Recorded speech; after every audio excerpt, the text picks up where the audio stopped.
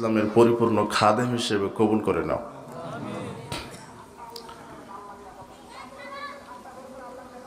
পাশে আর একটা মাহফিল হচ্ছে না?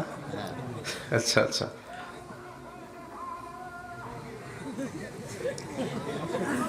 আচ্ছা আচ্ছা, যাক আপনারা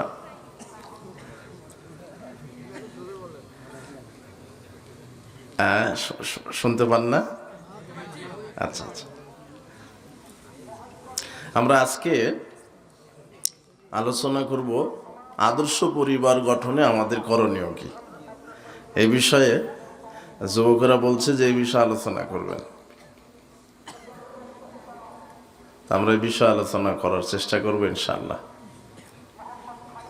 তো আদর্শ পরিবার, আজকে অধিকাংশ আমাদের পরিবার আদর্শ না, ইসলামী না, অনইসলামিক কার্যক্রম আমাদের পরিবারে আছে।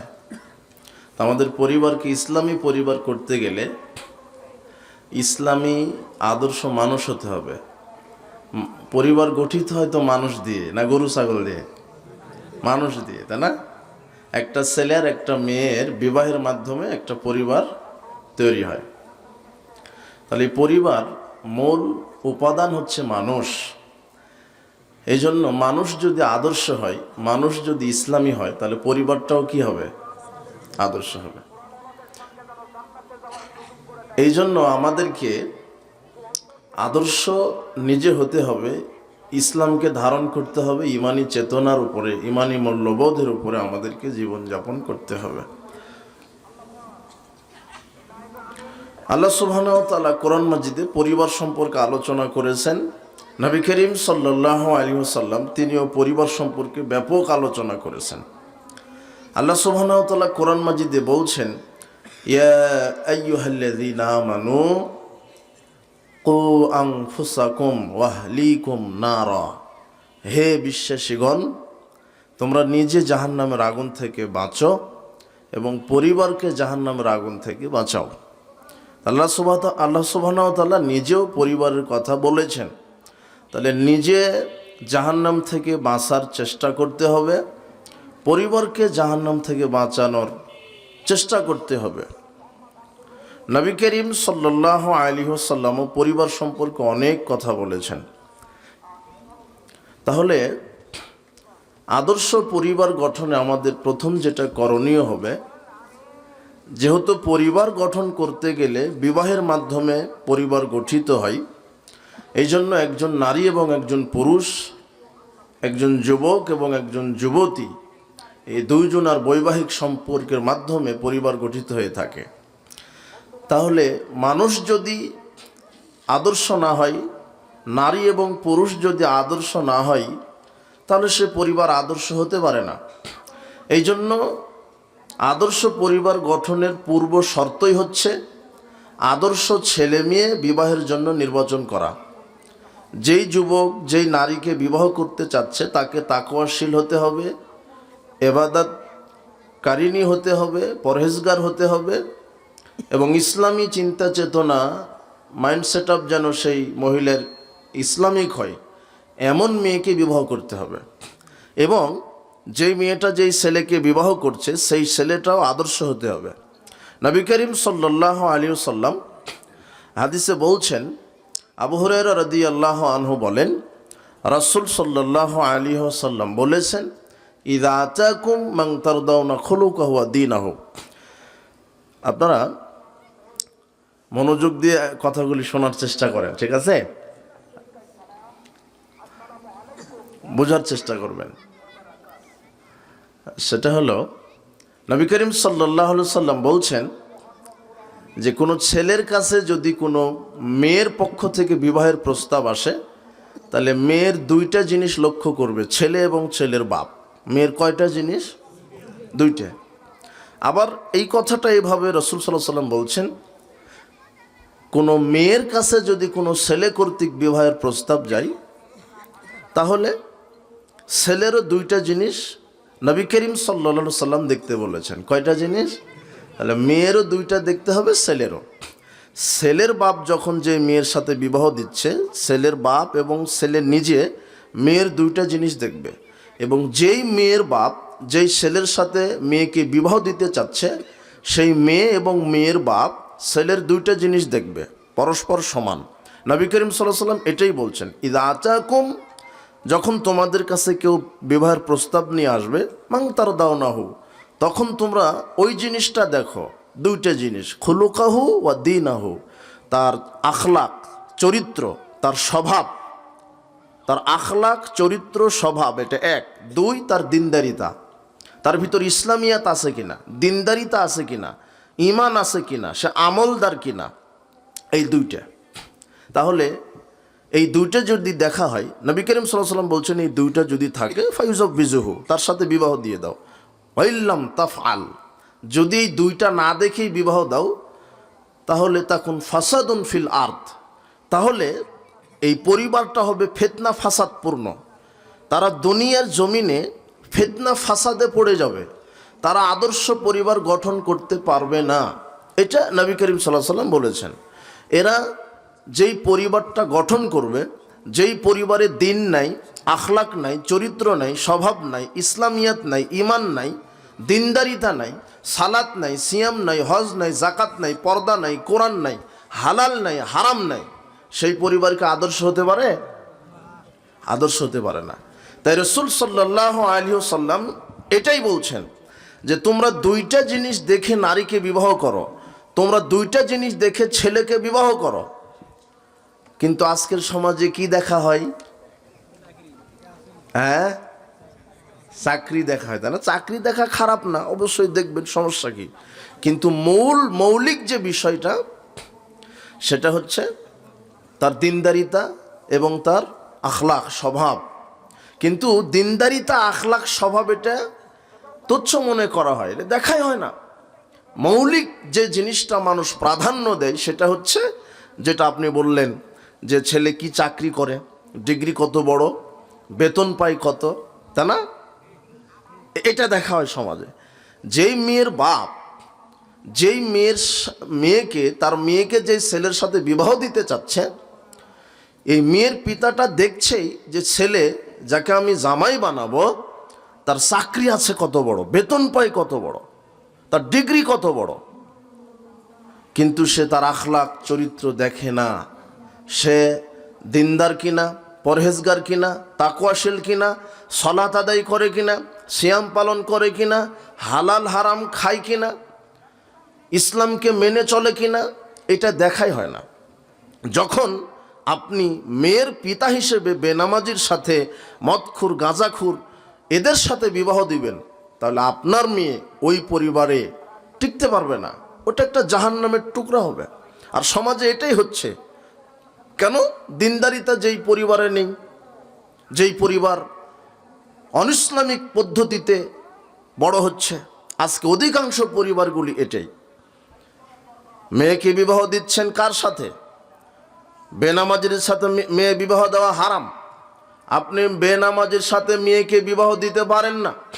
আপনি একজন মদখুর, গাঁজাখুর, সুদখুর, ইয়াবাখুর, হারামখুর ছেলের সাথে, যার ভিতরে দিনদারিতা নাই, পরহেজগারিতা নাই, আমানতদারিতা নাই, শিষ্টাচার নাই, সত্যবাদিতা নাই, আখলাক নাই, চরিত্র নাই, ইসলামিয়াত নাই, এর হাতে মেয়েকে বিবাহ দিতে পারেন না। নবী করিম সাল্লাল্লাহু আলাইহি ওয়াসাল্লাম এটাই বলছেন, হে মেয়েদের পিতা, ওই ছেলের সাথে মেয়েকে বিবাহ দাও যার দিনদারিতা এবং যার আখলাক উত্তম। কিন্তু এটা দেখাই হয় না। ছেলে বেতন পায় কত আর ডিগ্রি কত বড়, গাঁজা খেলে সমস্যা নাই, বেতন পেলেই হলো, বরং গাঁজা খাওয়াটা স্টাইল। কথা বুঝনি? সাবধান, এই বেনামাজির সাথে মেয়ে বিবাহ দেওয়া হারাম, বিয়ে দিবেন না। আবার অনুরূপ এই কথাই, যখন ছেলের বাপ মেয়ের সাথে বিবাহ দিচ্ছে, যে ছেলে যে মেয়েকে বিবাহ করছে, ওই মেয়েরও দেখতে হবে দিনদারিতা এবং চরিত্র। মেয়েটা পরহেজগার কিনা, পর্দা করে কিনা, 5 ওয়াক্ত সালাত আদায় করে কিনা। আবু হুরায়রা রাদিয়াল্লাহু আনহু বলছেন, রাসূল সাল্লাল্লাহু আলাইহি ওয়াসাল্লাম বলেছেন, তুনকাহুল মারআতু লি40, পুরুষেরা নারীকে বিবাহ করতে 4টা জিনিস দেখে। যারা বিচক্ষণ পুরুষ তারা 4টি জিনিস দেখে। 1, লিমালিহা, নারীর সম্পদ দেখে। 2, ওলি হাসাবিহা, বংশ দেখে। 3, অলি জামালেহা, তার সৌন্দর্যতা দেখে। যারা আরেকটু বুদ্ধিমান, অলি দিনিহা, তারা দিনদারিতা দেখে। কি দেখে? পুরুষ নারীকে বিবাহ করতে গেলে চারটে জিনিস দেখে বিবাহ করে। এক, তার সম্পদ; দুই, তার বংশ; তিন, তার সৌন্দর্য; চার, তার দিনদারিতা। আল্লাহর নবী বলছেন, আমি দিনদারিতাকে প্রাধান্য দিলাম, তোমরা দিনদারি নারীকে বিবাহ করো, না হলে কল্যাণ থেকে তোমরা বঞ্চিত হবে। উপস্থিত বৈঠকের মুসলিম দিনী ভাই বোন, তাহলে পরিবার গঠন করতে গেলে আপনাকে প্রথমে দিনদার ছেলে মেয়ে নির্বাচন করতে হবে, আদর্শ ইসলামী ছেলে মেয়ে নির্বাচন করতে হবে, তাহলে ওই পরিবারটা ইসলামী হবে। আল্লাহ সুবহানাহু ওয়া তাআলা বলছেন, আদর্শ দিনদার পরহেজগার নারীর বৈশিষ্ট্য, ফাসসালিহাতু কানিতাতুন হাফিজাতুন লিল গায়বি বিমা হাফিজাল্লাহ। নিশ্চয় সতী সাধবী নারী হয় নিজের লজ্জাস্থানের হেফাজতকারী। তারা সতী সাধবী নারী হয় স্বামীর আনুগত্যশীলা নারী। সতী সাধবী নারী হয় আল্লাহ যেটা হেফাজত করতে বলেছেন, অর্থাৎ তার দিনদারিতাকে সে হেফাজত করবে ইমানের ওপরে, তার ইজ্জত সম্ভ্রম হেফাজত করবে, সে বেপরদায় চলবে না, সে রাস্তাঘাটে অর্ধনগ্ন বেহায়া বেফাস পোশাক পরে চলবে না। এটা আদর্শ নারীর আল্লাহ সুবহানাহু ওয়া তাআলা কোরআন মাজিদে বৈশিষ্ট্য উল্লেখ করে বলছেন, যারা আদর্শ নারী হবে তারা হবে দিনদার, তারা হবে পরহেজগার। আল্লাহ যেগুলি হেফাজত করতে বলেছেন, আল্লাহ 5 ওয়াক্ত সালাতকে হেফাজত করতে বলেছেন। আল্লাহ বলছেন, হাফিজু আলাস সালাওয়াত, তোমরা 5 ওয়াক্ত সালাতকে হেফাজত করো। তাই দিনদার নারী, দিনদার পুরুষ, এরা 5 ওয়াক্ত সালাতকে হেফাজত করে। উল্লেখিত আয়াতে আল্লাহ সুবহানাহু ওয়া তাআলা আদর্শ নারীর বৈশিষ্ট্য উল্লেখ করতে গিয়ে বলছেন, তারা লজ্জাস্থানকে হেফাজত করে। আল্লাহ যেটা হেফাজত করতে বলেছেন তারা সেটা করে। তারা স্বামীর আনুগত্য করে, তারা আল্লাহর ইবাদত করে। উল্লেখিত আয়াতে একজন আদর্শ নারীর এই কয়টা গুণ উল্লেখ করলেন। আদর্শ নারী এক, কি করবে? সে আল্লাহর ইবাদত করবে, সে বিনয়ী হবে, বিনীত হবে, আনুগত্যশীলা নারী হবে, সে আল্লাহর ইবাদত করবে, সে সালাত আদায় করবে, সে সিয়াম পালন করবে, সে হজ করবে সামর্থ্য থাকলে, সে সামর্থ্য থাকলে যাকাত দিবে, সে কোরআন তেলাওয়াত করবে, সে পর্দা করবে, সে তাসবিহ তাহলিল করবে। এটা হলো আদর্শ নারীর বৈশিষ্ট্য এক। দুই, সে তার লজ্জাস্থানকে হেফাজত করবে। তিন, সে স্বামীর আনুগত্য করবে। এই তিনটা জিনিস থাকলে আল্লাহ বলছেন সে আদর্শ নারী হয়। উপস্থিত বৈঠকের মুসলিম দিনী ভাই বোন, নবী করিম সাল্লাল্লাহু আলাইহি সাল্লাম দিনদারি নারীকে বিবাহ করতে বলেছেন। দিনদারি নারীর বৈশিষ্ট্য আমরা আরেকটু পরে গিয়ে সংক্ষেপে আলোচনা করব। তবে বিবাহের পূর্বে যে করণীয়, পরিবার গঠনে যে করণীয়, তার প্রথম করণীয় হচ্ছে বিবাহ। বিবাহের মাধ্যমেই একজন নারী আর একজন ছেলেকে বিবাহের মাধ্যমেই একটা পরিবার গঠন করতে হয়। আর বিবাহের ক্ষেত্রে প্রথম যেটা নির্বাচন করতে হবে, ছেলে পক্ষের দিনদার এবং পরহেজগার চরিত্রশীলা নারীকে নির্বাচন করতে হবে, এবং মেয়ে পক্ষকেও দিনদার পরহেজগার এবং চরিত্রশীল ছেলেকে নির্বাচন করতে হবে। ছেলে যদি আদর্শ না হয়, মেয়ে যদি আদর্শ না হয়, পরিবার আদর্শ হবে না। ছেলে যদি ইসলামী না হয়, মেয়ে যদি ইসলামী না হয়, তাহলে পরিবার আদর্শ হবে না। আগে এইটা নির্বাচন করতে হবে। ছেলে মেয়েকে আদর্শ এবং দিনদার পরহেজগারিতা দেখে নির্বাচন করে বিবাহের দিতে হবে। এখন দেখাশোনা হয়ে গেছে, বিবাহের প্রস্তাব দিতে পারেন, যে কেউ দিতে পারে। আল্লাহর নবী বলছেন, লা ইয়াখতুবু রাজুলু আলা খিতবাতি আখিহি, কেউ যদি কোনো নারীকে বিবাহের প্রস্তাব দেয় এটা জানো, তাহলে তার উপরে আবার প্রস্তাব দিও না। হাত্তা ইয়ানকিহা আও ইয়াতরুক, যতক্ষণ না সে বিবাহ করে অথবা ছেড়ে দেয়। ছেলে পক্ষ বিবাহ প্রস্তাব দিতে পারে, মেয়ে পক্ষ বিবাহের প্রস্তাব দিতে পারে, এতে সমস্যা নেই। যে কেউ দিতে পারে, মেয়ে পক্ষ দিতে পারে, ছেলে পক্ষ দিতে পারে, কোনো সমস্যা নেই। একজন সাহাবী মুগিরা বিন শুবা রাদিয়াল্লাহু আনহু বলছেন, আল্লাহর নবী, আমি এক নারীকে বিবাহের প্রস্তাব দিয়েছি। আল্লাহ নবী বলছেন, হাল নাজারতা আলাইহা, তুমি কি তাকে দেখেছ? দেখে কি বিবাহের প্রস্তাব দিয়েছ? কুলতু লা, আমি বললাম না, দেখিনি। আল্লাহ নবী বলছেন, ফানজুর ইলাইহা, তুমি তাকে দেখো, ফাইন্নাহু আহরায়ু দামা বাইনাকুমা, যদি তুমি সেই নারীকে দেখো তাহলে তার ব্যাপারে তুমি বিষয়টা স্পষ্ট হবে, তার ব্যাপারে খোঁজখবর রাখো। না দেখেই, না জেনেই, না শুনেই নারীকে তুমি বিবাহের প্রস্তাব দিও না। তার বংশ দেখো, তার চরিত্র দেখো, তার পিতামাতার খবর নাও, তার আখলাক, তার স্বভাব, এগুলি দেখো। যখন তুমি এগুলি দেখবে, একজন নারীর প্রতি তোমার মহব্বত আরো বেড়ে যাবে। তুমি দেখো, নবী করিম সাল্লাল্লাহু আলাইহি সাল্লাম ছেলেকে বিবাহ করার পূর্বে দেখতে বলছেন। কাকে দেখতে বলছেন? যে বিবাহ করবে তাকে। যেই ছেলে বিবাহ করবে সেই শুধু দেখবে, ছেলের বাপের জন্য দেখা হারাম। বোঝনি মনে হয় তুমি? আপনার ছেলে ঢাকাতে চাকরি করে, ও বলছে যে আমার দুলাভাই আগে যাবে, মামা যাবে, বাপ চাচা যাবে, তারা দেখে পছন্দ হলে বিবাহ করবে। কাপুরুষ! তুমি বিবাহ করবে, তোমার বাপ দেখবে কেন? তোমার বাপের জন্য মেয়ে দেখা হারাম। আগে তুমি দেখো। তোমার দুলাভাই যাবে কেন? ও তো গায়রে মাহরাম মহিলা। তোমার দুলাভাইকে দিয়ে পাঠালে কেন? মামা কেন যাবে? আজকে মুসলিম সমাজে মেয়ে দেখা মনে হয় যে ছোটখাটো একটা গরু ছাগলের হাট, একটা ইন্টারভিউ। আশ্চর্য কথা, এটা হয় কি করে? যেমন বাজারে গেলে গরু কেনার সময় দেখি গরু ঠিক মতো হাতে না খোড়ায়, দেখেন না? লেজটা কাটা, দাঁত না ভাঙা, বয়স কত, ঠিক সেম একটা নারীকেও বলছে, মা তুমি একটু হাঁটো তো, দেখি তোমার চুলটা কেমন, ওটা কি গরু ছাগল নাকি? আশ্চর্য কথা, এটা জাহেলিয়াত। মেয়ে দেখার নামে সমাজে জাহেলিয়াত চলছে। কেন? বাপ যাবে, চাচা যাবে, মামু খালুকে, দুলাভাইকে, সব জাহেলিয়াত, নষ্টামি। মেয়ে দেখার পদ্ধতি হচ্ছে, যে বিবাহ করবে একমাত্র সেই দেখবে। তার সাথে যেতে পারে বাপ, চাচা, খালু, মামু যেতে পারে, কিন্তু যখন মেয়ে দেখবে, শুধু কে দেখবে? ছেলে। আর দেখাবে হলো মেয়ের বাপ। কে দেখাবে? মেয়ের বাপ, অথবা মেয়ের মামা, অথবা মেয়ের খালু, অথবা মেয়ের ভাই। মেয়ের মাও থাকতে পারবে না। যদি ছেলের মেয়েকে বাদ দিয়ে মাকে পছন্দ হয়ে যায়, তাহলে তো বিপদ। কথা বুঝুনি মনে হয়? তো আমার কথা কি বুঝতে পারো যুবক?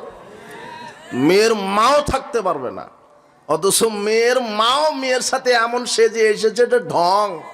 আশ্চর্য কথা। ও আবার চা বিলিয়ে দিচ্ছে, ও মেয়ের মা চা দিচ্ছে। আর যে মেয়ে ওর হাতে পাঠিয়েছে চা, বিস্কিট, কলা, আপেল, ও সবাইকে পরিবেশন করছে। আরে বিয়ে শুরু হয়নি, বিয়ের মানে সূচনা থেকেই জেনা শুরু। এই সংসারে বরকত হবে না, এই জন্যই তো হচ্ছে না। সাবধান! মেয়ে দেখার পদ্ধতি, এই জাহেলি, নব্য জাহেলি পদ্ধতি বাতিল করতে হবে। একজন ছেলে শুধু মেয়েকে দেখবে যাকে সে বিবাহ করতে চায়। দেখার পরে পছন্দ হলে জিজ্ঞাসা করে দিনদারিতা, আমানতদারিতা, শিষ্টাচার, পরহেজগারিতা দেখার পরে এরপরে সে বলবে ঠিক আছে আব্বা পছন্দ হয়েছে, এবং মেয়েও তার পিতাকে অনুমতি দিবে যে হ্যাঁ ছেলেকে পছন্দ হয়েছে। শরীয়ত মেয়ের অনুমতি ছাড়া মেয়েকে বিবাহ দেওয়া নিষেধ করেছেন। ছেলের প্রস্তাব ছাড়া ছেলেকে জোর করে আর এক জায়গাতে বিবাহ দেওয়া, এটাও শরীয়ত নিষেধ করেছেন। মেয়ের কাছ থেকে অনুমতি নিয়ে বাপ মেয়েকে বিবাহ দিবে। মেয়েকে জোর করে কোথাও বিয়ে দিবেন না, জোর করে কোথাও বিয়ে দিবেন না, তাহলে ওই বিবাহ টিকবে না। তার মানে তুমি আবার এই সুযোগ নিও না, মেয়ে তুমি যাকে ওই বয়ফ্রেন্ড তৈরি করেছো তাকে বিবাহ করবা। ওটা বয়ফ্রেন্ড নয় তো, ওটা তো ধর্ষক। ওটা বহুবার তোমাকে বলা আছে।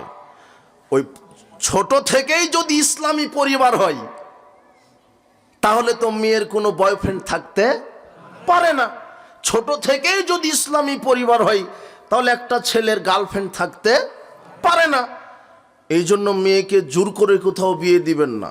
আল্লাহর নবী বলছেন, লা তুনকাহুল বিকরু হাত্তা তুস্তাজানা, কোনো নারীকে তার বাপ যেন তার অনুমতি ছাড়া বিবাহ না দেই, সাহাবীগণ বলছেন আল্লাহর নবী কাইফা ইজনুহা, কিভাবে বাপ তার মেয়ের কাছ থেকে অনুমতি নিবে? তখন আল্লাহ নবী বলছেন যে তার কাছে অনুমতি চাইবে। তো কিভাবে বুঝবো যে মেয়ে অনুমতি দিয়েছে? মেয়ে যদি লাজুক হয়, তখন আল্লাহ নবী বলছেন তাসকুতা, মেয়ে যদি চুপ থাকে তাহলে মনে করে নিতে হবে, ভেবে নিতে হবে মেয়ে কি আছে, রাজি আছে। চুপ থাকাটাই তার অনুমতি। অনুমতি ছাড়া নারী মেয়েকে বিবাহ দেওয়া যাবে না, জোর করে কারো কাছে বিবাহ দেওয়া যাবে না। এই জন্য প্রথমে নির্বাচন করতে হবে আদর্শ নারী পুরুষ, এরপরে মেয়েকে দেখা, এরপরে প্রস্তাব, এরপরে বিবাহের দিন ধার্য ঠিক করতে হবে। আমাদের দেশে বিবাহের দিন ধার্য ঠিক করার একটা কুসংস্কার আছে। এদেশে দিন ধার্যকে ঠিক করে কল্যাণ অকল্যাণ মনে করে বলছে যে অমুক তারিখে করা যাবে না অমাবস্যার রাত, অমুক মাসে করা যাবে না তোর দাদা মারা গেছে। এগুলো হচ্ছে জাহেলিয়াত। কথা বুঝেননি মনে হয়? কোনো একটা তারিখকে নির্ধারণ করা যাবে না যে এই তারিখে বিবাহ দিলে কল্যাণ আর ওই তারিখে বিবাহ দিলে অকল্যাণ হবে, এরকম নয়। দিন তো ধার্য করবেনি, অমুক মাসের এত তারিখ, ঠিক আছে, কিন্তু কল্যাণ অকল্যাণের ভিত্তি করে কোনো দিন ধার্য করা শিরক হবে। কি হবে? শিরক। যে অমুক অন্ধকার রাত, অমুক দিনে অমুক মারা গেছে, অমুক বারটা অকল্যাণকর। সমাজে অনেক কুসংস্কার চালু আছে। এইভাবে কল্যাণ অকল্যাণ মনে করে দিন ধার্য করা, এটা হলো একটা নব্য জাহেলিয়াত। আপনি দিনে হোক রাতে হোক, 365 দিনের যে কোনো দিন, যে কোনো রাত, যে কোনো সময় নারী পুরুষকে বিবাহ দিতে পারেন, এতে কোনো সমস্যা নেই। দিন ধার্য ঠিক। এরপরে বিবাহের দিন, বিবাহের দিন দিন ধার্য ঠিক হয়েছে। ছেলে পক্ষ মেয়ের বাড়িতে মেয়েকে বিবাহ করতে যাবে। আজকে সমাজে আর একটা নব্য জাহেলিয়াত শুরু হয়েছে, বরযাত্রীর নামে নষ্টামি। বরযাত্রীর সাথে 200-500 জন যাচ্ছে, 500 জন বরযাত্রীর মধ্যে 400 জনই ল্যাংটা মহিলা। ওই বিবাহের ড্রেস বলে একটা ড্রেস গায়ে দেয় যে মশারির চাইতে ওর শাড়িটা আরো 2 নম্বর। মশারিটাও ঠিক আছে, বিবাহের বৈঠকে যে শাড়িটা পড়েছে একেবারেই নষ্টামি। এই জাহেলিয়াত বন্ধ করতে হবে। বরযাত্রী এত হবে কেন?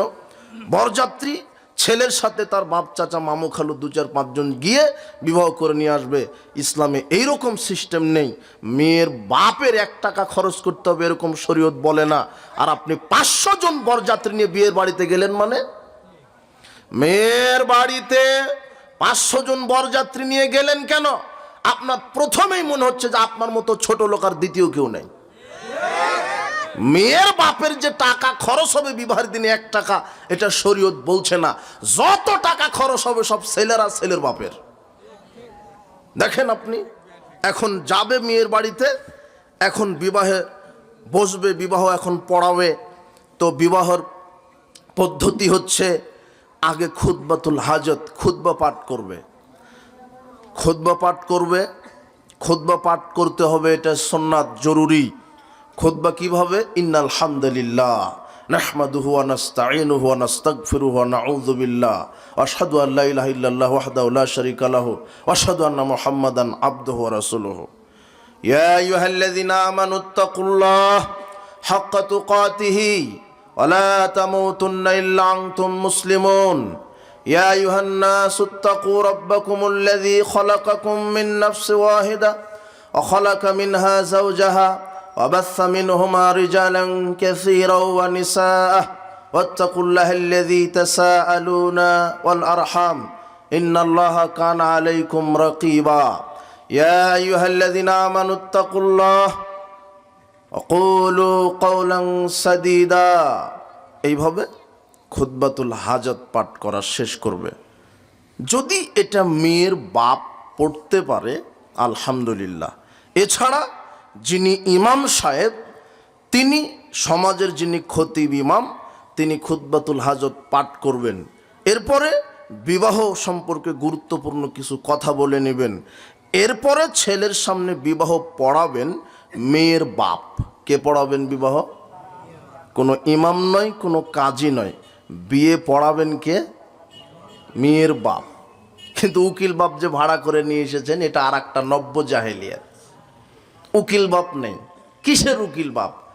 আপনি 20, 22, 24 বছর মেয়েকে এত কষ্ট করে মানুষ করলেন, আর বিবাহ দেওয়ার সময় ভাড়া করে আনতে হবে কোন আর এক পুরুষকে? আশ্চর্য কথা। মেয়ের বাপ ছেলের সামনে বিবাহ পড়াবে কিভাবে? ওই যে আল্লাহর নবী বলছেন মেয়েকে বিবাহ দাও তার অনুমতি নিয়ে। 6 মাস আগেই বলেছেন যে অমুক ছেলের সাথে তোমার বিবাহ, তোমার কি অনুমতি আছে? মেয়ে যদি চুপ থাকে বা বলে হ্যাঁ, তাহলে ঠিক আছে। বিবাহের দিনও আপনি মেয়ের কাছে যাবেন, মেয়ের কাছে গিয়ে বলবেন, 2 জন সাক্ষী নিয়ে যাবেন মেয়ের কাছে, মেয়ের বাপ যাবে। মেয়ের বাপ মেয়ের কাছে গিয়ে বলবেন, মা, আম্মু, তোমাকে অমুক ছেলের সাথে আজকে বিবাহ দিতে চাচ্ছি, তোমার মতামত কি? তখন মেয়ে যদি চুপ থাকে তাহলে কি করে নিতে হবে? যে রাজি আছে। অথবা যদি বলে ঠিক আছে আব্বু বিবাহ দেন, এই যে অনুমতি নিয়ে মেয়ের কাছে 2 জন সাক্ষী থাকা জরুরি নয়, শুধু বাপ অনুমতি নিয়ে আসলেই হবে। অনুমতি নিয়ে আসার পরে ছেলের কাছে এখন মেয়ের বাপ খুতবা পাঠ শেষে মেয়ের বাপ 2 জন সাক্ষী নিয়ে মেয়ের বাপ ছেলেকে বলবে, তার হবু জামাইকে বলবে, আমার মেয়ে অমুক, আমি তার পিতা, আমার মেয়েও নাম অমুক, এত টাকা মোহরের বিনিময়ে তুমি কি আমার মেয়েকে স্ত্রী হিসেবে কবুল করছো? অথবা তুমি আমার মেয়েকে এত টাকা মোহরের বিনিময়ে স্ত্রী হিসেবে কবুল করো। তখন ছেলে বলবে কবিলতু, অথবা আমি কবুল করলাম। আমাদের সমাজে বলে আলহামদুলিল্লাহ। তা আলহামদুলিল্লাহ মানে কি বোঝেননি মনে হয় কথা।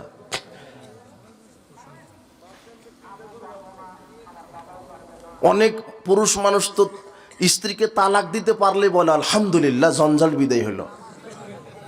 তো উনি আলহামদুলিল্লাহ বলতে যদি বুঝাই যে যাক বিবাহ করব না আলহামদুলিল্লাহ, এটাও তো বুঝাই নাকি? তার মানে আমি বোঝাতে চাচ্ছি, যখন বলবে যে তুমি কি আমার মেয়েকে স্ত্রী হিসেবে কবুল, তখন আলহামদুলিল্লাহ বলা নয়, কি বলতে হবে? আমি কবুল করলাম। কথা বুঝেছেন? কিসের আলহামদুলিল্লাহ? আলহামদুলিল্লাহ বলতে কি বোঝাচ্ছেন?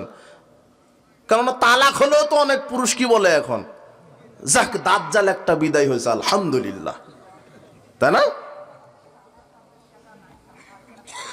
কবিলতু, বুখারীতে এই শব্দটা আসছে কবিলতু, আমি কবুল করলাম। আরবিতে কবিলতু। কবিলতু না বলতে পারলে ছেলে বলবে কি? আমি কবুল করলাম। মেয়ের বাপ বলবে আমার মেয়ে অমুক, এত টাকা মোহরের বিনিময়ে তুমি আমার মেয়েকে স্ত্রী হিসেবে কবুল করো। তখন ছেলে বলবে কবিলতু, আমি কবুল করলাম। একবার বললেই বিবাহ হয়ে গেল। তবে যে কোনো গুরুত্বপূর্ণ কথা রাসূল সাল্লাল্লাহু আলাইহি ওয়াসাল্লাম 3 বার বলেছেন, তাই 3 বার বলতে পারেন। এইভাবে বিবাহ শেষ। এরপরে মেয়ের বাপ নসিহামূলক কিছু কথা বলতে পারে, অথবা যে মাওলানা সাহেব যিনি খুতবা পাঠ করলেন তিনি বিবাহের পরে কিছু কথা বলতে পারে। বিবাহ শেষ। এখন নবদম্পতিদের জন্য দোয়া করতে হবে, বারাকাল্লাহু লাক ওয়া বারাকা আলাইক ওয়া জামা বাইনাকুমা ফি খায়রিন। এইভাবে দোয়া করতে হবে বিবাহ শেষ। সেখানে হয়তোবা কোনো হাদিয়া থাকতে পারে, মিঠাই মিষ্টি খেজুর মিষ্টি যা বিতরণ করলেন শুভ কাজ শেষে কিছু হাদিয়া দেওয়া, এটা ঠিক আছে, সমস্যা নেই। সবাই খেয়ে আরও একটু দোয়া করবে, তাই সেখানে আপনি খেজুর বা কোনো মিষ্টি জাতীয় কিছু হাদিয়া হিসেবে বরকতের জন্য, দোয়ার জন্য আপনি বিতরণ করতে পারেন। উপস্থিত বৈঠকের মুসলিম দিনী ভাই বোন, বিবাহ শেষ হয়েছে। ছেলে এবারে তার স্ত্রীকে বাসায় নিয়ে যাবে। নিয়ে গিয়ে বাসর রাত আগেই সাজাতে হবে। বাসর রাত সাজাবে তার মা, তার খালা অথবা ফুপু। আশ্চর্য কথা, তবে বিবাহের পূর্বে আরও যে কত নষ্টামি হয়। গায়ে হলুদ মাখার নামে আর একটা জাহেলিয়াত। এই গায়ে হলুদের নামে কত নষ্টামি। বিবাহের 2 দিন আগেই বান্ধবীর কাছে এই ছেলে বন্ধুরা হলুদ পড়াতে যায়। এরা কুকুর শিগালের চাইতে খারাপ। এরা বিবাহের 2 দিন পরে এই বরকে হলুদ মাখাতে যায় মেয়ের পক্ষ থেকে মেয়ের বান্ধবী। একেবারে গরু ছাগলেরও একটা সামাজিকতা আছে, কিন্তু এই জাহেলদের কোনো সামাজিকতা নাই। এই নষ্টামি লুচ্চামি বন্ধ করতে হবে। হলুদ মাখার নামে হলুদ মাখতে পারে, নারী মাখতে পারে, পুরুষও মাখতে পারে। মেয়েকে হলুদ মাখাবে তার মা অথবা তার খালা অথবা ফুপু অথবা নিজে মাখবে, হাত পা তো পঙ্গু না। কথা বুঝেন নেব না কেন? বন্ধুরা এসে মাখিয়ে দিবে। আশ্চর্য কথা, কেন একজন ছেলেকে অন্য গায়ের মাহারাম নারী হলুদ মাখাবে, একজন ছেলেকেও গায়ে হলুদ মাখাতে পারে, তার মা অথবা খালা ফুপু মাখিয়ে দিবে।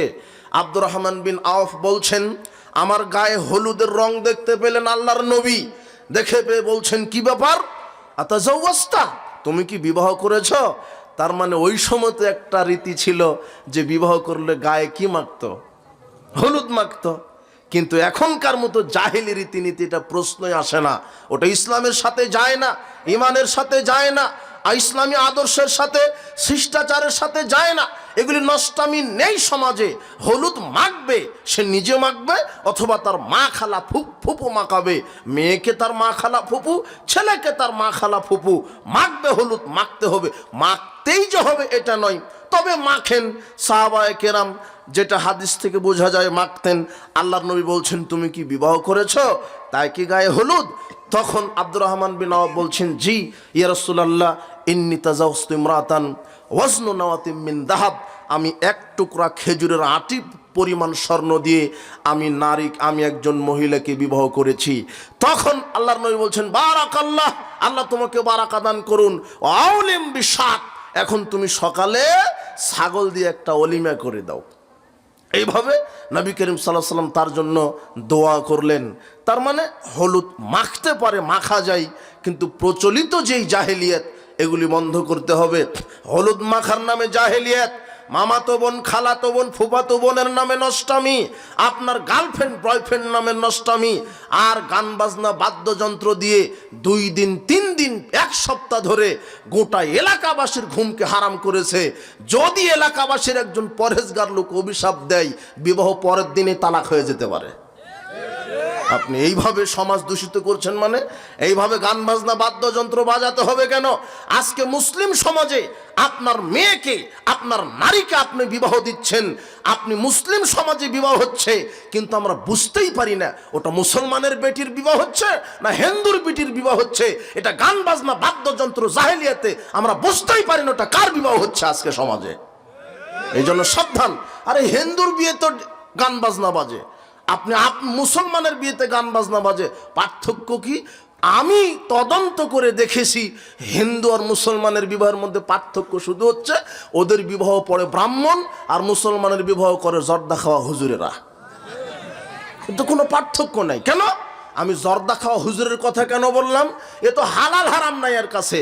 যেই বিবাহের বৈঠকে বাদ্যযন্ত্র বাজে, সেখানে কোনো হকপন্থী আলেম গিয়ে বিবাহ পড়াতে পারে না। যদি সমাজের যারা, মসজিদের যারা সভাপতি আছে, সেক্রেটারি আছে, ক্যাশিয়ার আছে আর ইমাম সাহেব, আজকে আমি এই এলাকায়, আমি জানি না, আমি গায়েব জানি না, এই এলাকার মসজিদের সভাপতি, সেক্রেটারি, এই ক্যাশিয়ার, ইমাম সাহেবের খবর কি? অনেক মসজিদ আছে, মসজিদের সভাপতি কিন্তু 5 ওয়াক্ত সালাত আদায় করে না। অনেক মসজিদ আছে, মসজিদের ক্যাশিয়ার মসজিদের টাকা চুরি করে, দুর্নীতি করে। অনেক ক্যাশিয়ার আছে, মসজিদের সেক্রেটারি জর্দা খায়, ইয়াবা খায়, গুল খায়, সিগারেট খায়। আরে মসজিদের হুজুরি জর্দা খায় আর বলে মাকরু, সর্বনাশ। যেটা কুকুর সিগালে খায় না, সেটা খায় হুজুরে। আশ্চর্য কথা। তাহলে এগুলি দিয়ে তো সমাজ পরিবর্তন হবে না।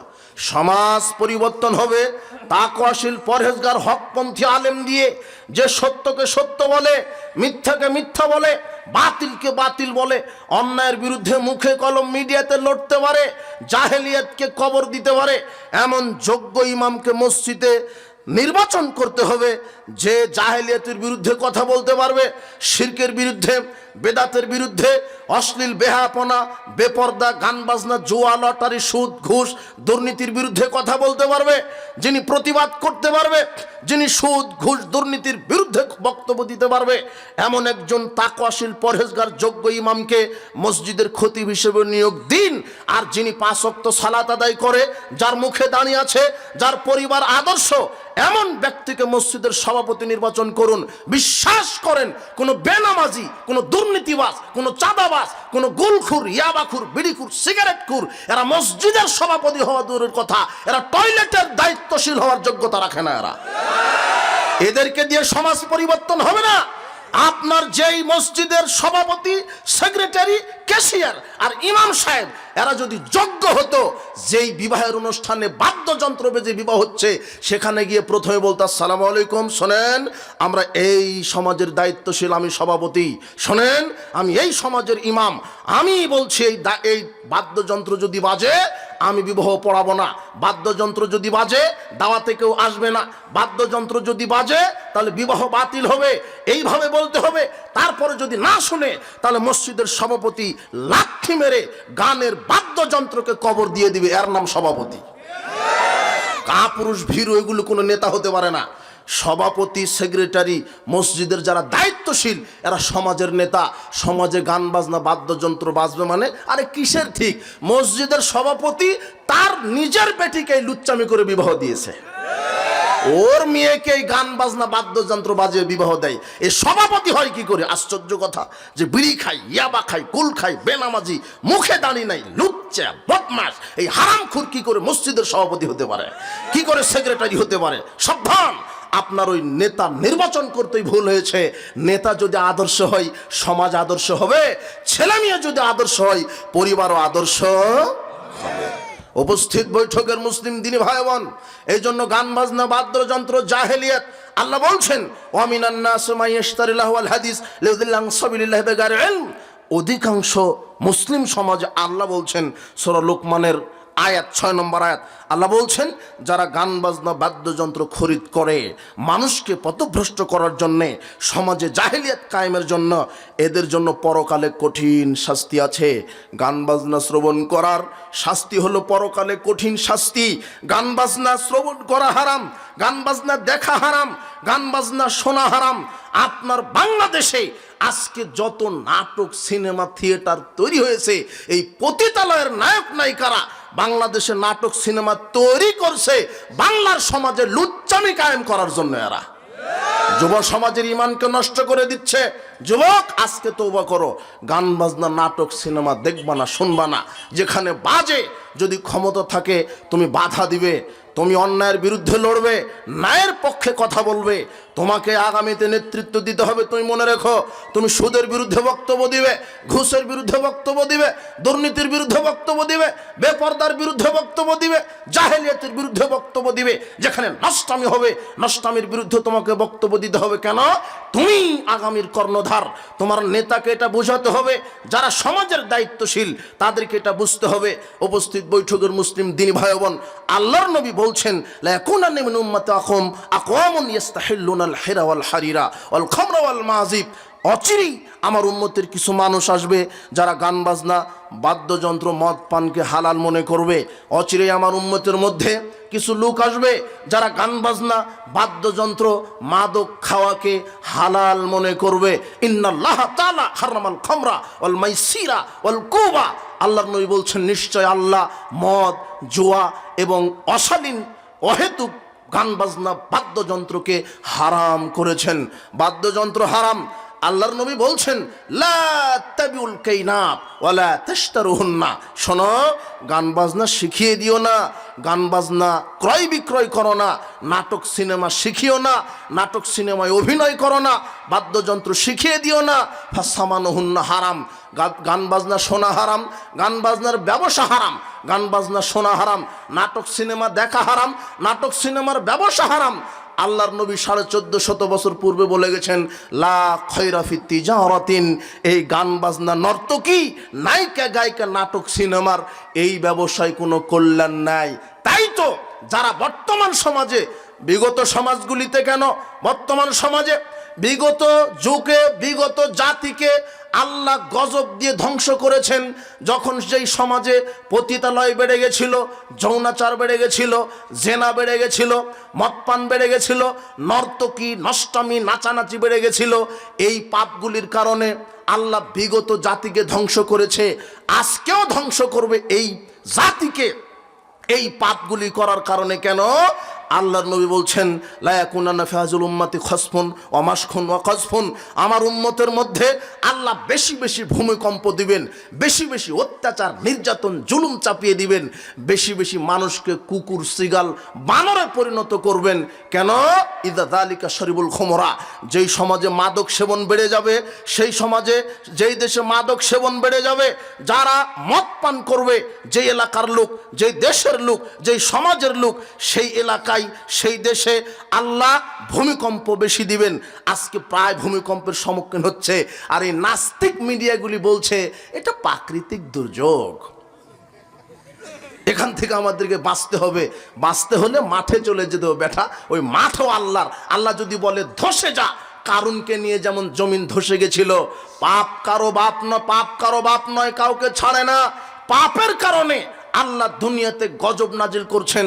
আল্লাহর নবী বলছেন যে এলাকায় মদখুরেরা বেড়ে যাবে সেই এলাকায় ভূমিকম্প দিবেন। ওয়াত্তাখাযুল কায়নাত, যে এলাকায় গান বাজনা বাজবে, নর্তকী বাজবে, ওয়াদারাবু বিল মাযিব, যারা বাদ্যযন্ত্র নিয়ে রাত কাটাবে।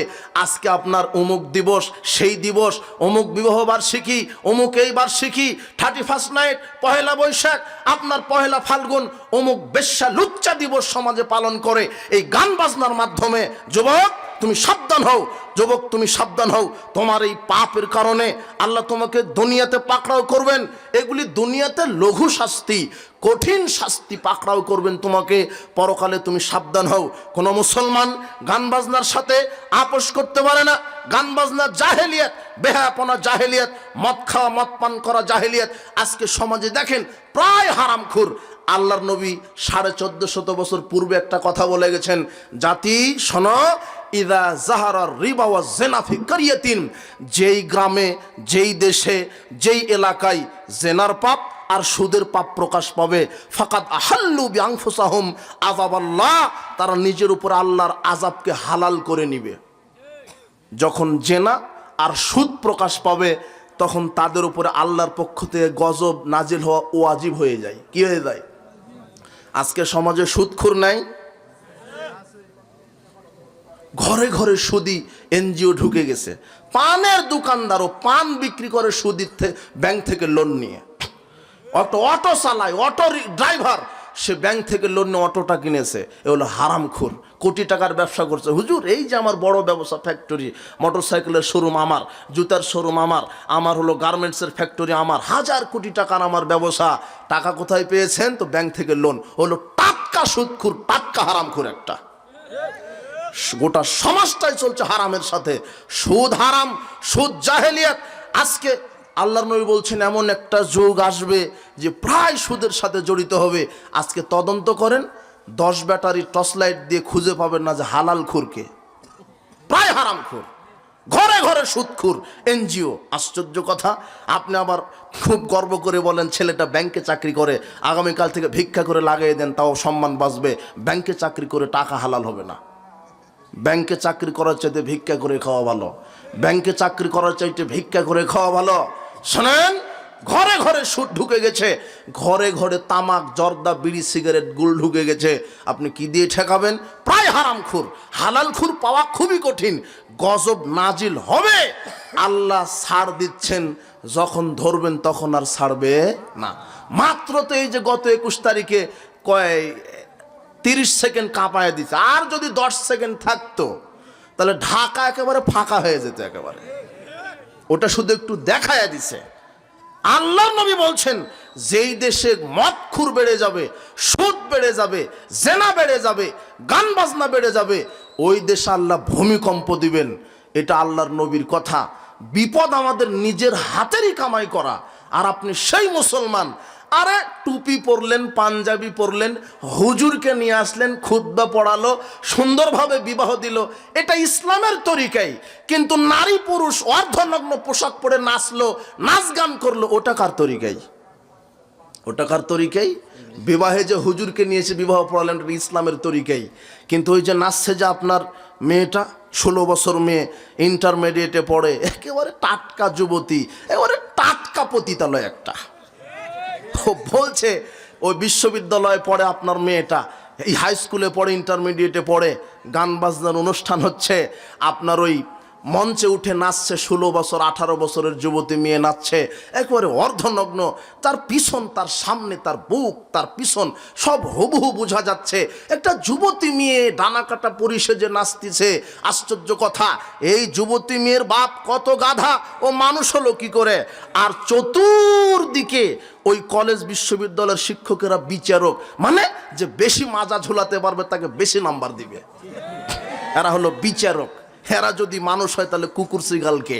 আর ওই সময়তে মেয়ের বাপ প্রধান শিক্ষক আর প্রিন্সিপালকে বলছে, প্রিন্সিপাল সাহেব ওই যে লম্বা ফারসা মেয়েটা যিনি ভালো করে মাজা দোলাচ্ছে ওটাই আমার মেয়ে, একটু দোয়া করে দেন যাতে করে বেশ্যাগিরি বেশি করতে পারে। আশ্চর্য কথা, বিবাহের বৈঠকে আপনার মেয়ে নাচবে কেন?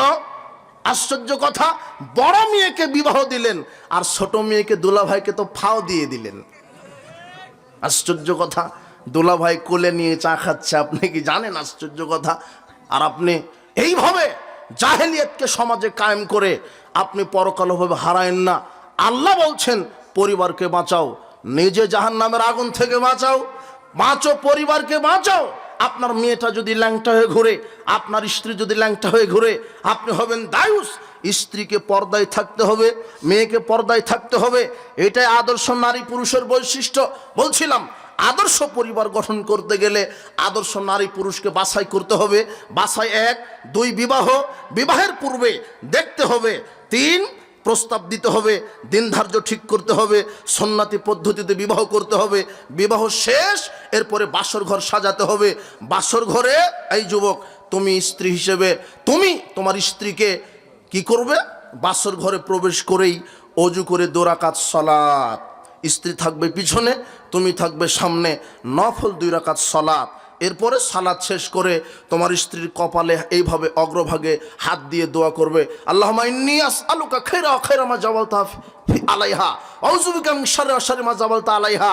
আল্লাহ, আমার স্ত্রী যেটা কল্যাণ আছে আমার স্ত্রীর ভিতরে সেটা দান করো, আর অকল্যাণ যেটা আছে সেটা থেকে আমাকে বাঁচিয়ে দাও, এই দোয়া করো। আরবিতে না জানো বাংলাতেই করো, বুঝুনি মনে হয়। তুমি কপালে হাত দিবা, দিয়া বলবা কি, আল্লাহ আমার স্ত্রীর ভিতরে যেটা করলেন সেটা আমাকে দান করো, তার ভিতরে যেটা অকল্যাণ সেটা থেকে আমাকে বাঁচিয়ে দাও। এই দোয়া যদি কবুল হয় তাহলে তোমার এই স্ত্রী সারা জীবন তোমার আনুগত্য করবে, ইনশাআল্লাহ করবেই। এভাবে হাত দিবা। তো আর একটা বিষয় ছুটে গেছে, কবুলের পূর্বে মোহরানাটা ঠিক করতে হবে। কি মোহরানাটা ছুটে গেছে। এখন তো মেয়েকে মোহরানা দেয় না, উল্টা মোহরানা নেয়, গাধা। আশ্চর্য কথা, মোহরানা ফরজ। আল্লাহর নবী বলছেন মানুষের মধ্যে সবচেয়ে যেই জিনিসটা আদায় করা জরুরি সেটা হলো ওই পুরুষের সেই ঋণটা আদায় করা জরুরি যার বিনিময়ে একটা পুরুষ তার স্ত্রীর লজ্জাস্থানকে হালাল করে নেয়, সেটা হলো তার মোহর আদায় করা ফরজ। ফাতুহুন্না উযুরহুন্না ফরিদা। আল্লাহ বলছেন তোমরা তোমাদের স্ত্রীকে মোহর দাও, আমি মোহর প্রদান করা ফরজ করে দিলাম। কি করে দিয়েছেন? মোহর আদায় করা ফরজ, মোহর দিয়ে বিবাহ করবা। আশ্চর্য কথা, মোহর আদায় করে না কিন্তু মোহর বাঁধে খুব বড়। বেশি মোহর হলে নাকি নাম বেশি হয়। বলছে যে আমার ছেলের বিবাহতে 10,575,000 টাকা 8 আনা মোহর বেঁধেছি, মানে 10 লক্ষ টাকা আদায় করে না মোটেও। আর আবার আছে এটা, মেয়ের পক্ষ থেকে ছেলের ওপরে মোহরকে অনেক সময় চাপিয়ে দেওয়া হয়। এটা আপনি লক্ষ্য করবেন, জুলুম যেন না হয়। আর আজকে তো বিবাহ দেয় আগেই নিয়ত করে যদি তালাক হয়ে যায়, এই জন্য মোহর তালাকের রক্ষা কবচ হিসেবে এই জাহেলেরা ব্যবহার করে। এরা যদি তালাক হয়ে যায় লাগাও 10 লাখ। কথা বুঝেননি? মানে বিবাহের পূর্বেই তালাক হয়ে যাবে এই নিয়তটা তার ভিতরে থাকে। তাহলে এই নিয়তি যদি এটা থাকে ওই বিবাহে বরকত হবে না। সাবধান। খায়রুন নিকাহি আইসারুহু। আল্লাহ নবী বলছেন সবচেয়ে উত্তম বিবাহ সেটাই যেটা কম খরচ হয়ে যায়। 500 টাকাতে হয়ে যাবে মোহর, 5,000 টাকাতে হয়ে যাবে মোহর। কেন 5 লক্ষ, 2 লক্ষ, 10 লক্ষ? ছেলেদের উপরে জুলুম করা হয়। অথচ সাহাবীগণ বিবাহ করেছেন একটা লোহার আংটি দিয়ে বিবাহ হয়ে গেছে। তাদের ইমানের কত জোর ছিল। একজন বলছেন আল্লাহর নবী বিবাহ করব, তিনি বলছেন তাজাওয়াজ ওয়ালাউ বিখাতামিন মিন হাদিদ।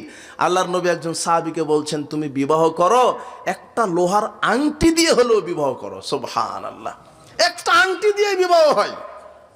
আর একজন নারী এসে আল্লাহর নবীকে বলছেন আল্লাহর নবী আমি আপনাকে বিবাহ করতে চাই। রাসূল সাল্লাল্লাহু আলাইহি ওয়াসাল্লাম নারীর মাথা থেকে পা পর্যন্ত দেখে কিছু বললেন না। পাশ থেকে একজন সাহাবী বলছেন আল্লাহর নবী আপনি যদি বিবাহ না করেন তাহলে আমি বিবাহ করব। তখন আল্লাহর নবী বলছেন তুমি যে বিবাহ করবে তোমার কাছে কি আছে, মোহর দিতে হবে তো, যাও বাড়িতে যাও। বাড়িতে গিয়ে কিছুই পেল না, কিছুই নাই। আরে তিনি বলছেন যাও একটা লোহার আংটি হলেও নিয়ে আসো, তাও নাই। এখন সাহাবী মন খারাপ যে তাহলে আমি কি বিবাহ করতে পারবো না। তখন সাহাবী বলছেন আল্লাহর নবী আমি কোরআন মাজিদ জানি কয়েকটা সূরা, এই কোরআন মাজিদের কয়েকটা সূরা মোহর হিসেবে বিবাহ করব। তখন আল্লাহর নবী বলছেন ঠিক আছে তোমাকে বিবাহ দিয়ে দিলাম, তুমি যেই সূরা যেই কয়টা জানো সেটা তোমার স্ত্রীকে শিখিয়ে দিও, এটাই তোমার মোহর। কি বুঝলেন? কথা বুঝেননি? এটা একটা সূরা ইখলাস মোহর হয়েছে, সূরা ইখলাস, ইখলাস শিখিয়ে এটাই মোহর, এটাতেই বিবাহ হয়েছে। আর আপনার 5 লক্ষ টাকা মোহর, তাও মেয়ের বাপ হা করে থাকে যদি তালাক হয়ে যায়। এটা হারামখোর, ওর ঈমানই নেই। আশ্চর্য কথা, ঈমান থাকবে কি করে? হাজী সাহেব ও হজ করে, তসবিও টিপে, বছরে বছর উমরা করে, এই হাজী সাহেব মেয়েকে বিবাহ দিবে কিসের পরহেজগার দেখে, দিনদার দেখে, নামাজ পড়ুক আর না পড়ুক, বেতন কত, গাঁজা খাই যত খাক ওর সাথেই দিতে হবে, বেতন বেশি। কথা বুঝেননি? এই ছেলে শোনো, বহু বক্তব্য আমার বলা আছে। এই খুঁটিটা হেফজখানায় চাকরি করে হাফেজ সাহেব, মাসে 15,000 টাকা বেতন পায়। আর এই খুঁটি হলো ব্যাংকার, মাসে 80,000 টাকা বেতন পায়। মেয়ে হলো হাজী সাহেবের, বলছে যে লাগা 80,000-এর সাথে। যে ব্যাংকার সুদ হারাম খায়, যে অজুই জানে না, সালাত তো বৌদির কথা, এক বদনা পানি দাও পেশাব করে ভরবে, অজুই জানে না।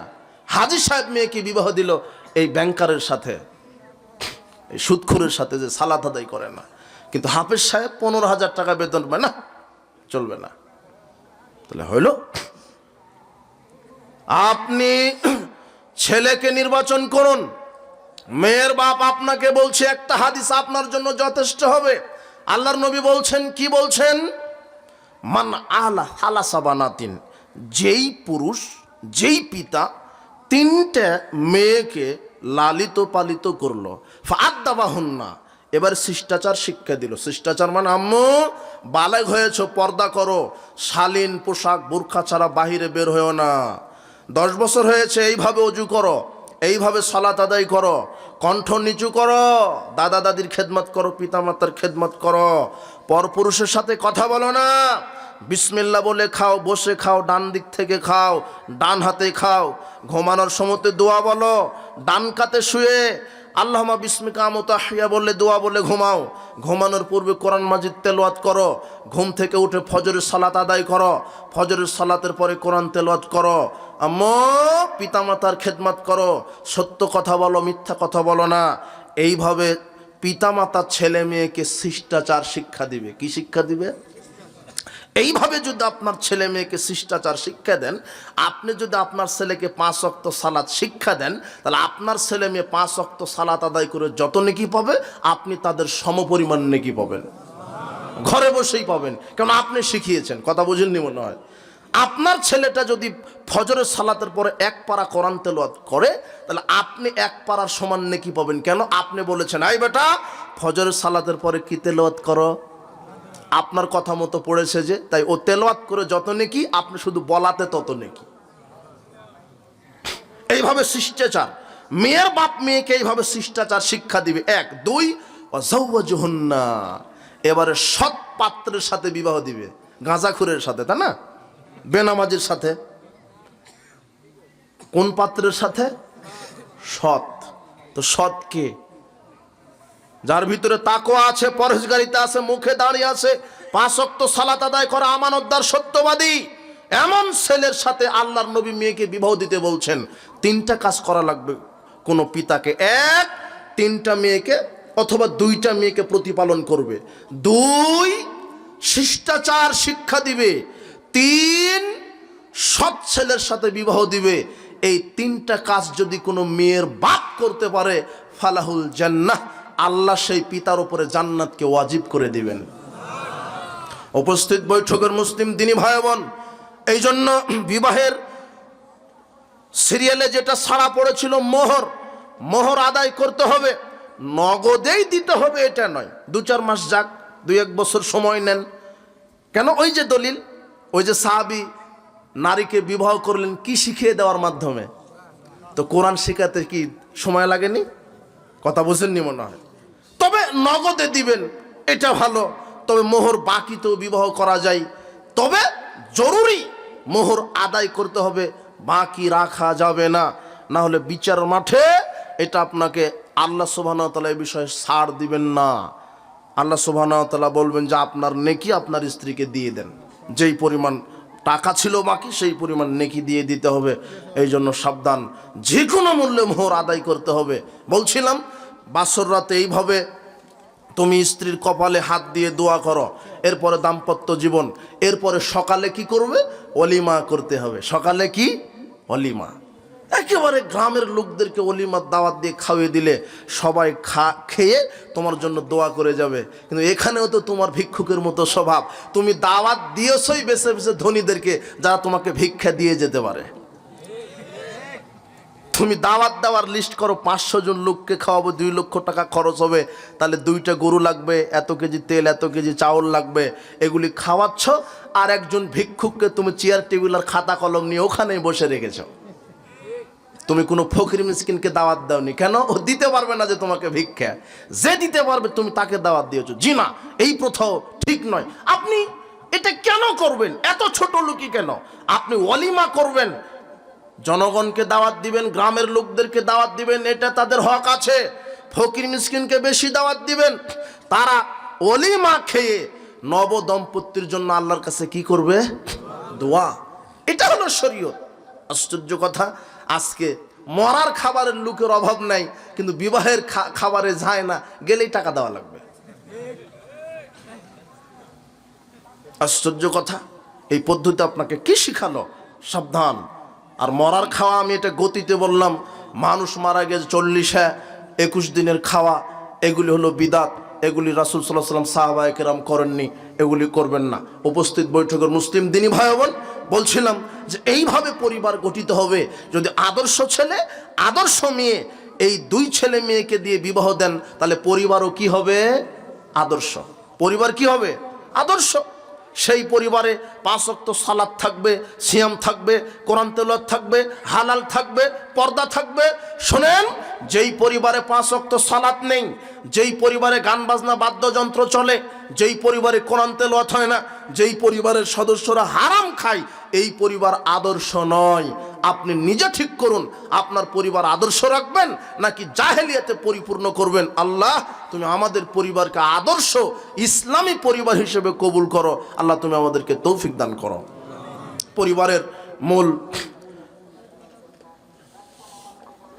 পরিবারের মূল সদস্য হচ্ছে স্বামী এবং স্ত্রী। সংক্ষেপে 2-1 মিনিট। স্বামীর ওপর স্ত্রীর হক, স্ত্রীর ওপরে স্বামীর হক। অধিকাংশ পরিবার আজকে অশান্তির দাবানলে জ্বলছে। কেন? স্বামী স্ত্রীর সম্পর্ক নেই, বউ শাশুড়ির দ্বন্দ্ব। এর ফায়সালা কি? শোনেন, কে বলবো যে ছেলের বউকে আপনি নিজের মেয়ের মতোই দেখেন, আর যারা স্ত্রী হিসেবে আছেন, নতুন বউ হিসেবে, তাদেরকে বলবো যে শাশুড়িকে আপনি আপনার নিজের মায়ের মতো দেখেন। তাহলে আর সমস্যা হবে না। কেমন করে? যিনি শাশুড়ি, তার নিজের পেটের মেয়ে যখন ঝাড়ু দিতে পারে না, ওইভাবে বলে না, বা বললো ঝাড়ু দিতে শিখিসনি, অথবা হাত থেকে গ্লাসটা পড়ে ভেঙে দিয়েছে, নিজের মেয়ে, কিছুই বলল না। একটু সাবধানে নিয়ে যেতে পারতিস, খুব সুন্দর ভাষায় বলল। কিন্তু ওই গ্লাসটা যখন ছেলের বৌমার হাত দিয়ে ভেঙে গেল, তখন বলছে কিনতে টাকা লাগে না তো। কথা বুঝেননি মনে হয়? মানে ভাষাটাই কেমন হয়ে গেল। তাহলে বোঝা যাচ্ছে যে শাশুড়ি তার ছেলের বউকে নিজের মেয়ের মতো দেখছে না। একটা হিংসা কাজ করছে, একটা সংকীর্ণতা কাজ করছে। কিন্তু ওই গ্লাসটাই যখন নিজের মেয়ে ভেঙে দিল তখন বলছে একটু দেখে শুনে করতিস, নরম ভাষা। ওটাই যখন ছেলের বউ দ্বারা ঘটে গেল তখন একটু খোঁটা দিয়ে কথার শ্বাসটাই অন্যরকম হয়ে গেল। কিন্তু ওই জায়গাতে যদি ছেলের বউকে নিজের মেয়ের মতো ভাবতো তাহলে আর কিন্তু দ্বন্দ্বই হতো না। কথা বুঝেননি? আবার অনুরূপ, যেই মেয়েটার বিবাহের পূর্বে মেয়ের মায়ের বাড়িতে যখন মেয়েটা ঝাড়ু দিচ্ছিল বা হাত থেকে গ্লাস পড়ে ভেঙে গেছে, মা খুব বকা দিল, হ্যাঁ দেখে শুনে ঝাড়ু দিতে পারিস না, কি শিখলি, বিবাহের বয়স হয়ে গেছে, স্বামীর বাড়িতে গিয়ে কি করবি, খুব গালি দিল। মেয়ে কিন্তু মায়ের উপরে কথা বলল না, মা তো বকা দিতেই পারে। কিন্তু এই কথাটাই যদি বিয়ের পরে শাশুড়ি বলে, হ্যাঁ মায়ে কিছুই শিখায়নি, এখনো ঝাড়ু দিতেই শিখায়নি, কি শিখেছে, কি করে সংসার করবে। শাশুড়ি কঠিনভাবে বলেছে, এখানেও বৌমাকে চুপ করে থাকতে হতো যেভাবে চুপ করেছিল নিজের মায়ের কাছে। কথা বুঝেননি মনে হয়? এইভাবে যদি বৌমা যদি শাশুড়িকে নিজের মায়ের স্থান দেয় আর শাশুড়ি যদি বৌমাকে নিজের মেয়ের স্থান দেয়, তাহলে বিশ্বাস করেন সেই পরিবারে বউ শাশুড়ির কোনো যুদ্ধ থাকবে না, সাপ আর বেজির সম্পর্ক থাকবে না। মা বোন, আপনাকে এই নসিহত করা হলো। এরপরে যারা স্বামী স্ত্রী একে অপরে আনুগত্য করবেন, স্ত্রীদেরকে বলবো যে স্বামীকে মেনে নিয়েই জান্নাত। নারীদের জন্য জান্নাতে যাওয়ার অনেক মাধ্যম, তার একটা মাধ্যম হচ্ছে স্বামীর আনুগত্য করা। যেই নারী স্বামীর আনুগত্য করে না তার সালাত সিয়াম আল্লাহ কবুল করেন না, তার দিকে রহমতের দৃষ্টিতে তাকাবেন না, তার ইবাদত কবুল করবেন না, তাকে আল্লাহ জাহান্নামে দিবেন। আল্লাহর নবী বলছেন, ওয়াল্লাযী নাফসু মুহাম্মাদিন বিয়াদিহি, সেই সত্তার কসম করে বলছি যার হাতে আমার আত্মা রয়েছে, লা তুআদ্দিল মারাতু হাক্কা রাব্বিহা হাত্তা তুআদ্দি হাক্কা যাওজিহা। ওই নারী ততক্ষণ আল্লাহর হক আদায় করতে পারে না যতক্ষণ না স্বামীর হক আদায় না করে। একজন নারীকে আল্লাহর নবী বলছেন, হে মহিলা, আযাতু যাওজিন আনতি, তোমার কি স্বামী বেঁচে আছে? ক্বালাত নাম, মহিলা বলছেন হ্যাঁ আমার স্বামী বেঁচে আছে। কাইফা আনতি লাহু, আল্লাহর নবী বলছেন তুমি তোমার স্বামীর জন্য কেমন? তখন মহিলা বলছে, মা আজাস্তু আনহু ওয়া মা ওয়ালাহু ইল্লা মা আজাস্তু আনহু, আমি আমার স্বামীর খুব খেদমত করি কিন্তু আমার স্বামী আমাকে তেমন সময় দেয় না, খেদমত করে না। তখন আল্লাহর নবী বলছেন, ফাংজুরি আইন আনতি মিনহু, তুমি তোমার স্বামীর কাছে ধৈর্য ধারণ করে থাকো, অপেক্ষা করো, কোথায় যাবে? কেননা ফাইন্নামা হুয়া জান্নাতুকা নারুকে, স্বামী তোমার জান্নাতের কারণ, স্বামী তোমার জান্নাতের কারণ। উপস্থিত বৈঠকের মা বোন, আপনাকে বলছি স্বামীকে মূল্যায়ন করুন, স্বামীকে মূল্যায়ন করে জান্নাত। আল্লাহর নবী স্বামীকে মূল্যায়ন করতে বলেছেন। আল্লাহর নবী এমন একটা হাদিস বলেছেন, আল্লাহর নবী বলছেন, শোনো মহিলা, যখন কোনো মহিলা ইজা সাল্লাত খামসাহা, 5 ওয়াক্ত সালাত আদায় করবে, ও সামাত শাহরাহা, রমাদানের সিয়াম পালন করবে, ও হাসানাত ফারজাহা, লজ্জাস্থানের হেফাজত করবে, অতাত বালাহা, স্বামীর আনুগত্য করবে, ফালতাদখুল মিন আইয়ুন আবওয়াবিল জান্নাতি সাত, আল্লাহ সেই নারীর জন্য জান্নাতের 8টি দরজা খুলে দিবেন। মা বোন, আপনাকে স্বামীকে মূল্যায়ন করতে বলছি, স্বামীর আনুগত্য করতে হবে। মা বোনদের জন্য অনেক কথা ছিল, সময় সংকীর্ণ, সর্বশেষ একটা হাদিস কি, আল্লাহর নবী সাহাবীদেরকে বলছেন, আলা উখবিরুকুম বিআহলিল জান্নাহ, তোমাদের কি বলবো না কারা জান্নাতি, এই খবর কি দিব না? তোমাদের কি বলবো না কারা জান্নাতি, এই খবর কি দিব না? অবশ্যই বলবো। আর নবী ফিল জান্নাহ ও সিদ্দিক ফিল জান্নাহ ও শহীদ ফিল জান্নাহ, নবীগণ জান্নাতি, শহীদগণ জান্নাতি, যারা সত্যবাদী তারা জান্নাতি। এইভাবে বলতে বলতে আল্লাহ নবী বলছেন, ওয়া নিসাউকুম মিন আহলিল জান্নাতিল ওয়াদুদুল মাউলুদুল আউদু আলা জাওজিহা, ওই নারীও জান্নাতি যেই নারী বেশি বেশি স্বামীকে ভালোবাসা, শান্তি, তৃপ্তি দিতে পারে। 3টা বৈশিষ্ট্য যে নারীর ভিতরে আছে সেই নারী বেশি বেশি জান্নাতে যাবে। 1, যেই নারী বেশি বেশি স্বামীকে শান্তি, তৃপ্তি, ভালোবাসা দিতে পারে। 2, যেই নারী তার স্বামীর আনুগত্য করে বাধ্য থাকে। 3, যেই নারী বেশি বেশি সন্তান দিতে পারে। আল্লাহর নবী বলছেন, হে আমার উম্মতেরা, তাজাওয়াজুল ওয়াদুদাল ওয়ালুদা, তোমরা ওই নারীকে বিবাহ করো যেই নারী বেশি বেশি বাচ্চা দিতে পারে। ফাইন্নী মুকাথিরুম বিকুমুল উমামা, কারণ আমি মুহাম্মদ সাল্লাল্লাহু আলাইহি ওয়াসাল্লাম বিচারের মাঠে প্রশংসা করব, গর্ব করব যে সব নবীর চাইতে আমি মুহাম্মাদের উম্মতের সংখ্যা বেশি, আমি এটা গর্ব করব। তাই তোমরা ওই নারীকে বিবাহ করো যেই নারী বেশি বেশি বাচ্চা দিতে পারে। তো তুমি বিবাহিত করলে না, বুঝবা কি করে কম দিবে না বেশি দিবা? তার মানে ওর মাকে দেখতে হবে। কথা বুঝুনি মনে হয়? খবর নিতে হবে যে তোমার স্ত্রীর ভাই বোন কত।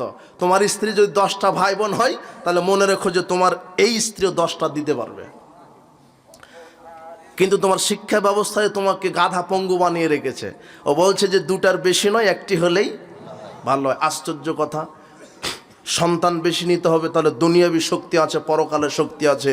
দুনিয়াবি শক্তি কি? এই ছেলে, তুমি 10টা সন্তান নিয়েছ, তাহলে 10 বাপ বেটা তোমরা 11 জন।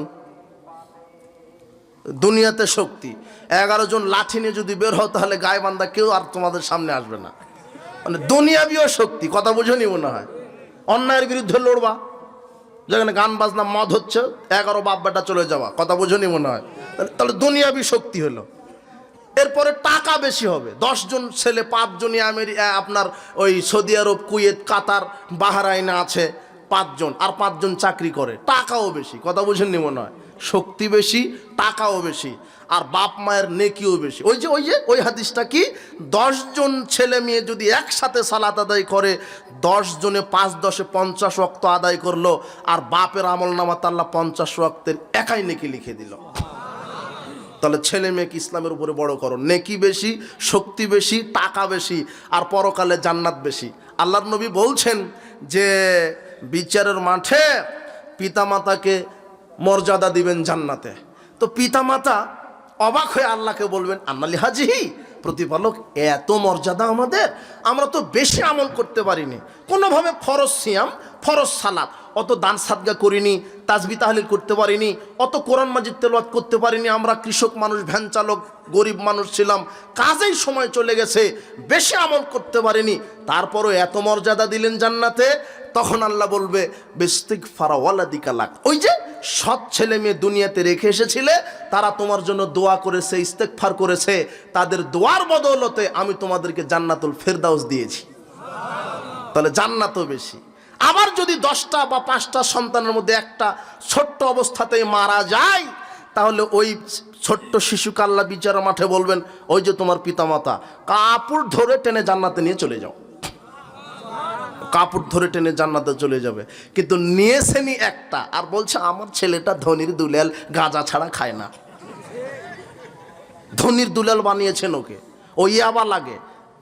আর একটা ছেলে যে, সেই বাপ হলো তার সন্তানের কাছে বলদ, মানে কিছু বলতে পারে না। একটাই ছেলে, আর হুমকি দেয়, কিছু বললেই বিষ খাবো, এখন বলদ হয়ে গেছে। বলছে সুজুকি কিনে দিতে হবে, জিক্সার কিনে দিতে হবে, একেবারেই অসহায় হয়ে গেছে ছেলের কাছে। কথা বুঝেননি? ধনির দুলাল বানিয়েছেন, মোরে দেখেন।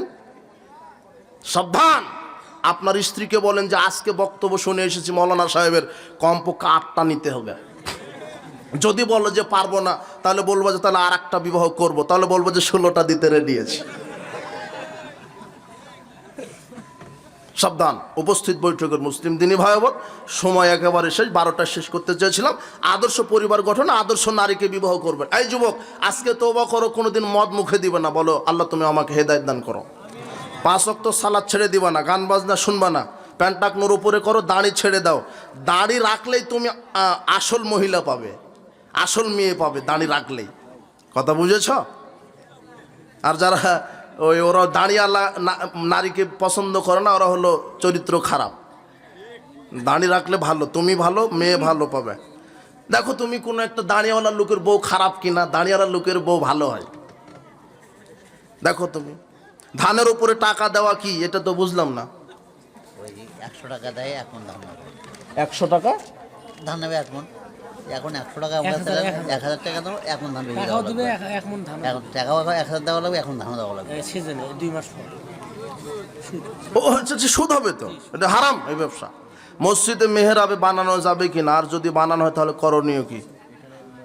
মেহরাব দেন, মেহরাব বানানো যাবে কি যাবে না এরকম বিষয় নয়, দিতে হবে এমন না, মেহরাব থাকলে সমস্যা নেই। জানাজার সালাতে যদি 2 তাকবীর ছুটে গেলে করণীয় কি?